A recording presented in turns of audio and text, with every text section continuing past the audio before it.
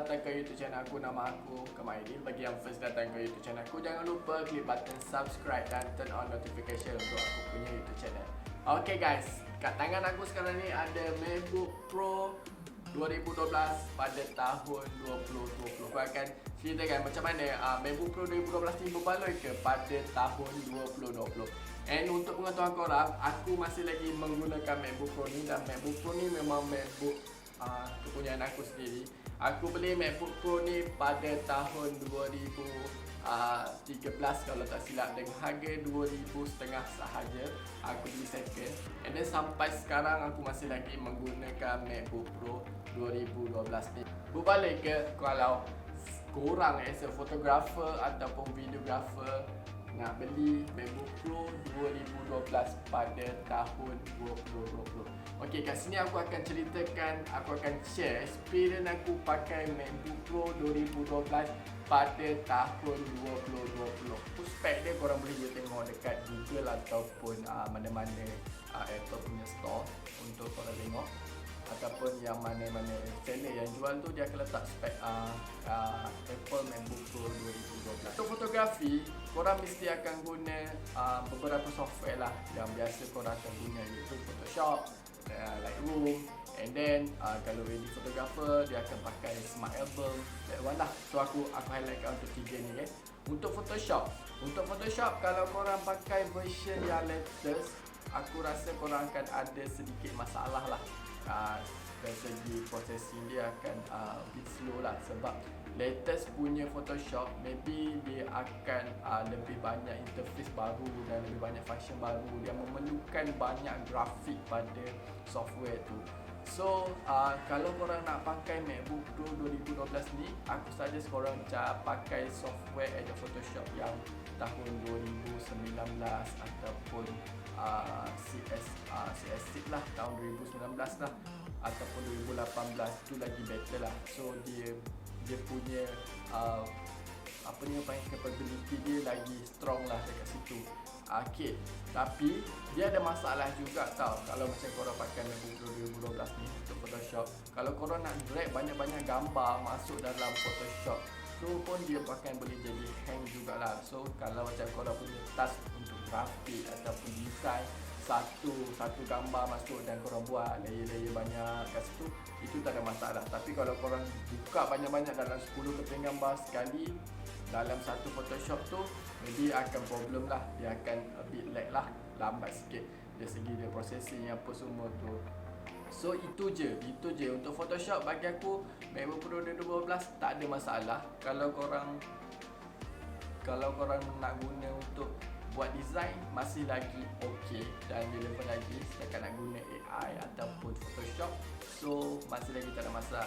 Cuma macam tadilah, bila korang shoot file besar ataupun pakai raw file, mungkin akan ada sikit lagging lah. Okay, next software untuk fotografer yang selalu guna adalah Lightroom. Okay, Lightroom pula, kalau Lightroom macam experience aku sendiri, kalau korang sekali export, contohlah macam aku shoot biasanya dalam 700 keping, 800 keping size large, aku akan export semua.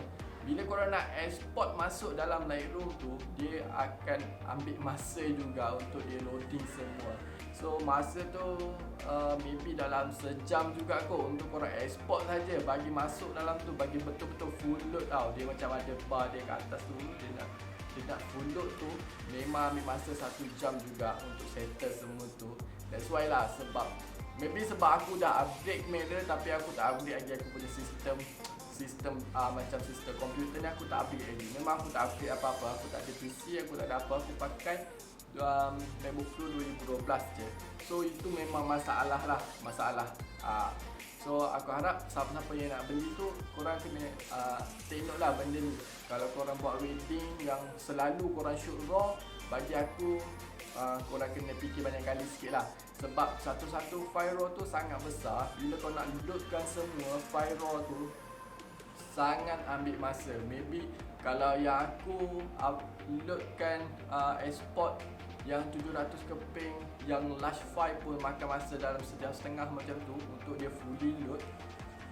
Kalau raw aku tak tahulah, maybe nak hampir 2 jam ke macam tu.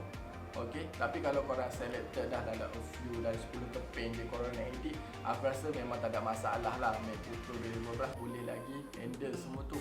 Tapi kalau korang nak banyak-banyak gambar dalam satu masa, memang dia tak boleh handle. Sama juga bila korang dah load, korang dah adjust setting-setting semua, korang dah masukkan preset korang nak export pula semua tu, dia nak export dalam 700 keping, 800 keping tu memang akan lambat. Itu je boleh cakap kat korang. Lepas tu, satu lagi, kalau korang guna Lightroom, korang nak pakai software Photoshop pula dalam satu masa yang sama, aku suggest janganlah. Sebab memang dia akan makan banyak memori, banyak grafik, banyak prosesor dia tengah jalan. Kau nak export lagi, kau nak buat Photoshop lagi, dia akan jadi hang. Last sekali dia akan jadi macam cut off, tutup macam tu. So untuk fotografer ataupun wedding photographer, biasa dia akan guna Smartable. Smartable memang tak ada masalah. Dia memang working macam the best lah. Dia tak ada masalah pun korang nak load. Dia nak load, cuma bila korang nak export masuk, macam korang nak export folder tu, dia akan ambil masa sikit lah. Dia macam loading sikit. Okay, aku harap untuk fotografer kat luar sana boleh fikir lah kalau nak beli MacBook Pro 2012 pada tahun 2020. And then untuk pengetahuan korang, MacBook Pro 2012 pada tahun 2020 ni yang basic punya sistem lah. Maksudnya yang 13 inci, yang i5 dual core, lepas tu dia tak pakai SSD, dia pakai HDD yang 500, and then RAM 8GB. Aku rasa harga dia maybe boleh pergi dalam 1800 ataupun 2100 macam tu lah. Kalau ada orang yang buat REO, mungkin akan mahal sikit lah, dalam 2500 macam tu. Tapi sebenarnya 2500 tu masa aku beli pada tahun 2013 ataupun 2013 tak silap aku beli MacBook tu adalah dengan harga 2,500. Tapi sekarang ni orang masih lagi jual MacBook Pro tu dengan harga 1,800, 2,500. Aku pun agak impress juga. Maksudnya harga barang Apple ni memang tak jatuh sangat dan memang boleh sustain dia. Untuk videografi yang biasa pakai Premiere Pro ataupun Final Cut lah, dua software ni lah yang biasa kan. Tapi aku tak tahulah ada orang pakai MV ke apa semua. Tapi Apple ni satu je, kalau korang pakai software dia tak ada masalah. Final Cut ataupun iMovie aku rasa tak ada masalah. Tapi kalau korang guna Adobe Premiere Pro, maybe a bit masalah lah. Sebab Adobe Premiere Pro ni dia punya rendering dia ataupun prosesor dia banyak pakai graphic card. Okay. Untuk Premiere Pro ni dia kena kuat kat graphic card tu. Sebab dia nak rendering, dia nak processing, dia memang memerlukan graphic card yang agak strong juga untuk dia proses benda tu. So untuk MacBook Pro 2012 tu aku rasa tak sesuai sangat lah untuk pakai Premiere Pro. Kalau tambah-tambah, kalau korang dah upgrade Premiere Pro yang 2018 ke 2019 ke, aku rasa akan ada lagging yang sangat kuat lah. Korang nak gerakkan dia macam nak preview video pun dah masalah lah. Memang totally aku rasa kalau macam untuk Premiere Pro, kalau 1 per 10 dekat 2013 ni aku boleh bagi 4 ataupun 3 kot. 3 per 10 je. Dia tak boleh memang tak boleh nak run sangat. Tapi kalau di Final Cut Pro dia tak ada masalah. Dia masalah dia satu je. Bila korang nak export je. Export masuk file and then dia nak rendering je. Bila korang dah susun, dia tengah rendering, yang kat situ je. Maybe dekat situ korang boleh lah adjust sikit dia punya dia punya optimize rendering dalam 2/4 ke macam tu lah. Maksudnya dia punya quality tu kita dropkan sikit. Untuk preview tu kita dropkan quality dia. Boleh lah. Itu pun okey lah. Tak adalah macam kita boleh buat kerja lagi lah untuk korang buat video. Tapi kalau korang nak edit video 4K, aku rasa memang tua lah korang, memang semput lah sistem tu, semput lah MacBook Pro 2012 untuk read dengan render 4K. Memang lambat. Aku pernah shoot 4K, memang lambat gila, memang slow lah dia punya processing.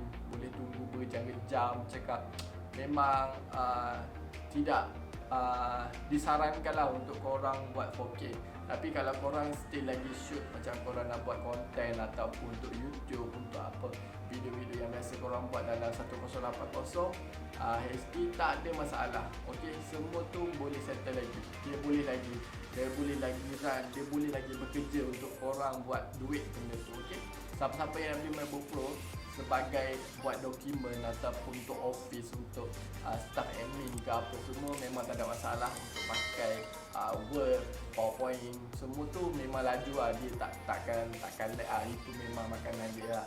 Dia tak ada masalah babat tu. Okay, so konklusinya, pendapat aku untuk MacBook Pro 2012 pada tahun 2020.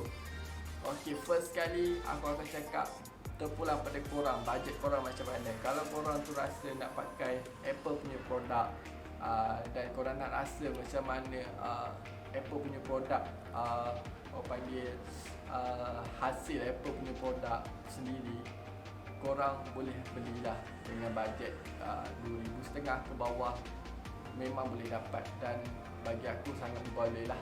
Tapi kalau korang as a videographer yang sangat heavy layer dengan heavy transition, heavy positioning, aku rasa macam tak sesuai lah untuk korang. And then tak sesuai juga untuk siapa-siapa videographer ataupun fotografer yang shoot raw. Raw memang tak sesuai lah untuk MacBook Pro 2013 ni. Memang boleh buat, tapi dia akan makan masa. Kalau korang ada 10 klien, 20 klien, memang lambat lah kerja dia, akan jadi macam lag sikit lah. Okay, itu je untuk video kali ni. Aku harap siapa-siapa yang nak beli MacBook Pro 2012 pada tahun 2020, korang boleh dapat some idea lah daripada experience aku sendiri yang pakai MacBook Pro tu dah 8 tahun macam tu. So agak lama juga, dan price dia yang aku paling terkejutnya masih lagi dalam harga 1,800 aku boleh jual 2,000. Okay, tapi korang jangan risau, ada satu lagi option untuk MacBook Pro 2012 ni. Korang boleh tukar dia, nak bagi laju lagi lah dia punya processing dia ataupun dia punya speed dia tu, korang boleh pakai SSD lah. So yang tu korang kena tambah add on duit lah, macam korang tambah lagi 1TB SSD ke ataupun 500 GB SSD ke, ataupun korang boleh buat RAID. Itu adalah orang panggil alternatif lain lah untuk lajukan MacBook Pro 2012. Tapi aku rasa MacBook Pro 2012 macam apa yang aku rasa sekarang, dengan apa equipment yang aku ada sekarang, aku rasa memang dah tak berbalik. Aku sekarang ni tengah fikir macam mana nak tukar sistem, sama ada aku nak ambil MacBook Pro ataupun aku nak buat satu sistem PC yang untuk boleh aku buat heavy edit. Itu je untuk video kali ni. Aku harap kita jumpa lagi next video, dan jangan lupa klik button subscribe dan turn on notification untuk aku punya channel. Thank you sebab support aku. Thank you. Bye. Assalamualaikum.